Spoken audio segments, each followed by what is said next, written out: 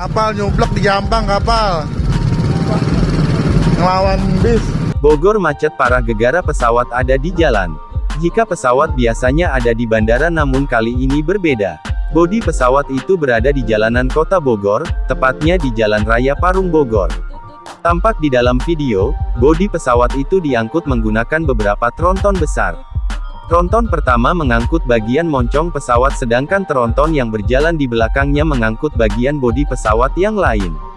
Kejadian itu membuat kemacetan parah di sepanjang Jalan Raya Parung Bogor. Diketahui daerah Parung Kota Bogor dikenal dengan kuburan pesawat. Terlihat di area kemacetan ada sejumlah pengendara motor melalui trotoar pejalan kaki.